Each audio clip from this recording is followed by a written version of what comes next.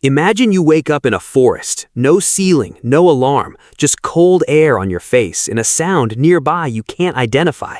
You don't know what time it is, you don't know if you're safe, and before you've even opened your eyes all the way, your body has already started doing something your modern brain never gets to do anymore, scanning for danger, first before anything else. You're cold, not blanket cold, actually cold. Your whole life has been climate-controlled buildings, heated cars, hot showers. Anthropologist Christopher Ruff has spent decades studying ancient skeletons and found that early humans in colder regions had measurably shorter limbs, a physical adaptation built specifically for heat retention. Thousands of years of pressure shaped that. Your limbs weren't shaped by cold, they were shaped by air conditioning. Within the first hour, without that adaptation, without the fat distribution, without a lifetime of exposure teaching your body how to hold heat, your core temperature starts dropping, fast. Hypothermia doesn't need a blizzard, it needs wind, dampness, and a body that forgot how to fight either one. Now you're hungry, and this is where it gets bad quickly, because you don't know what's safe to eat. Every plant around you looks vaguely familiar and completely useless. You don't know which berries are food and which ones shut down your kidneys. Ethnobotanist Nancy Turner has spent her career documenting plant knowledge in indigenous communities, and one thing is clear across all of it. Identifying edible plants isn't instinct, it's inherited memory, refined generation after generation, sometimes through fatal trial and error. You don't have access to any of that. Meanwhile, a 6-year-old who grew up right here walks past you, points at 3 edible plants without even slowing down, and keeps walking toward camp. Not because she's gifted, because someone taught her, constantly, since before she could talk. You, standing in the exact same forest, are botanically illiterate. You'd have to guess, and out here, guessing kills people. Say you get lucky, you find something safe to eat. Now you need water. Finally, some good news. A stream, clear water, cold water. It looks perfect. That's exactly why it's dangerous.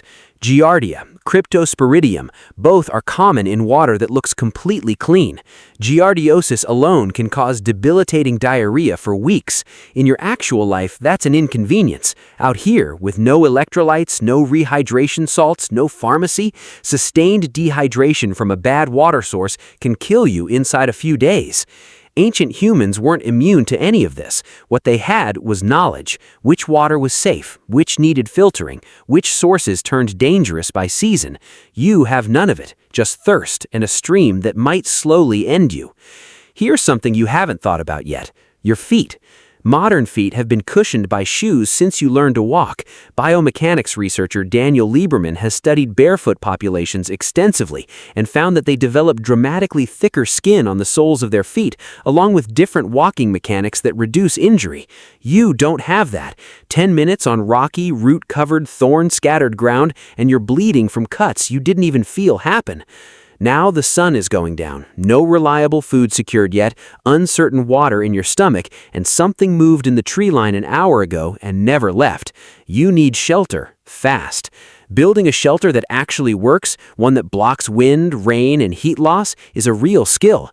Researcher John Lord Kelly, who studies experiential archaeology, has documented that even people specifically trained in wilderness survival often need multiple failed attempts before building a functional debris hut. You are not one of those people. At best, you've watched a video about those people.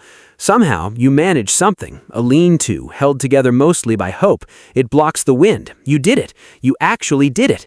For 1 second, sitting there in the dark, you think maybe, just maybe, you're going to survive this after all. Here's the part that actually kills you. That cut on your foot from an hour ago, the one you barely noticed, it's not small anymore. It's an open door. And out here, that door doesn't close. No antiseptic, no antibiotics, no urgent care 3 miles away. Physician and historian Sherwin Nuland has written extensively about the history of medicine, and one point comes up again and again. For most of human history, infection killed more people than almost anything else, more than predators, more than starvation in many periods. A cut you'd forget about tomorrow in your real life has been one of the single leading causes of human death for nearly all of human history. Before antibiotics, that scratch could turn into a systemic infection capable of killing a healthy adult within a week. You made it through the fire, the water, the food, and the thing that gets you was already sitting quietly on your own skin the entire time. You are carrying centuries of invisible medical safety net around with you every single day, and you never notice it's there until it's gone. And you still don't have fire. No fire because you almost certainly can't start one from nothing. Bow drill fire starting takes most people significant repeated practice, even in perfect dry conditions. Ancient children learned this the way you learned to tie your shoes. You're starting from zero, completely. Now, think about how much of your entire day got eaten alive by problems ancient humans had already solved before sunrise. They weren't guessing about plants. They already knew. They weren't gambling on water. They already knew. They weren't racing the dark to start a fire. They already knew.